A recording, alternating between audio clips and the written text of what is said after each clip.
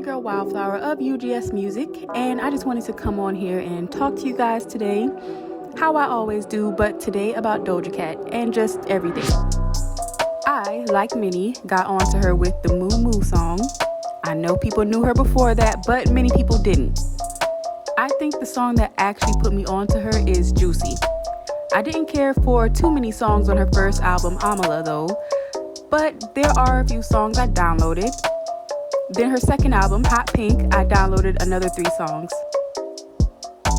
By now, I struggled with whether or not I was a Doja fan because I liked her singles but not her albums. But through those singles, I see that she can rap and can sing and is original, and that's why I do like her.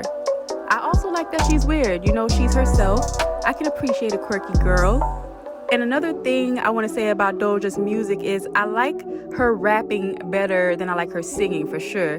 And maybe this new short hair era will, bring me into liking more singing, but I don't know. I kind of feel like she's going to be spitting more on this album, which I'm definitely excited for. One thing's for sure, hopefully it brings me an album that I can like more than 3 songs on. I already like Attention and Paint the Town Red. I like the dark imagery. I think it's funny when people outrage over it. I don't know if people are as mad as they were when Lil Nas did it. Of course not, but what's the difference between this type of artistic expression and over-sexualized or violent imagery?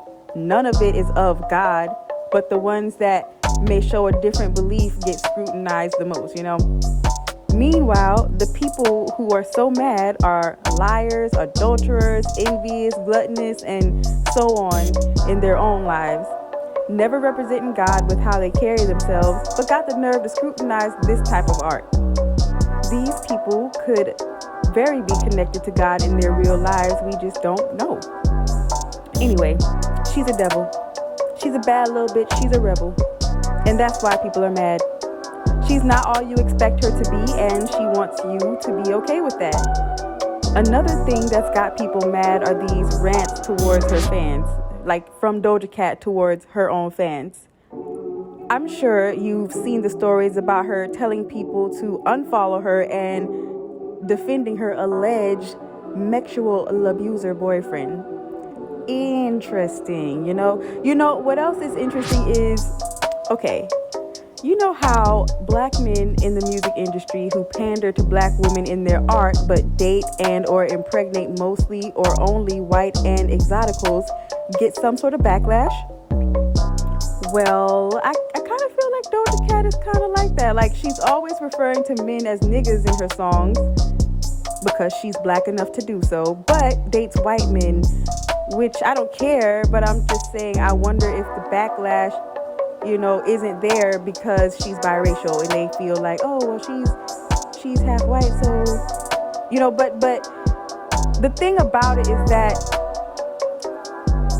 I do feel like it's pandering if you know that in your real life you like white men. You know what I'm saying? Because, yeah, we all know that the N-word can be applied to anyone and anything, but what do you think she's referred to in her songs? You know what I'm saying? And that's what I mean by pandering. Let's also consider that I don't know who all Doja has dated, but it would seem as if she likes white men. You know what I'm saying? And like I said, that's okay. But again, we give backlash to the black men who do that. She's not getting as much backlash for that type of thing. And I'm wondering, is it because she's biracial? Anyway, back to her currently coming at the people who fund her life.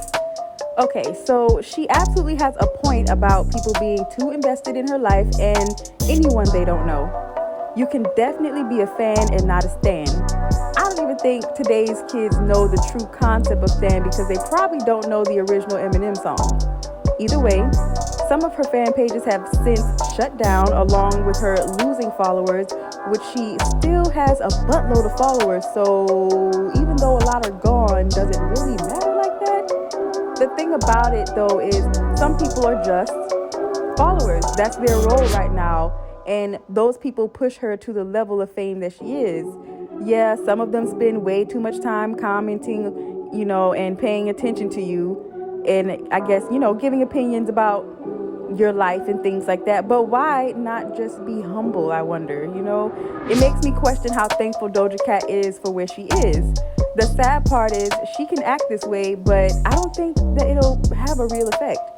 Some people even like that she's being quote unquote real, even though it's pretty rude.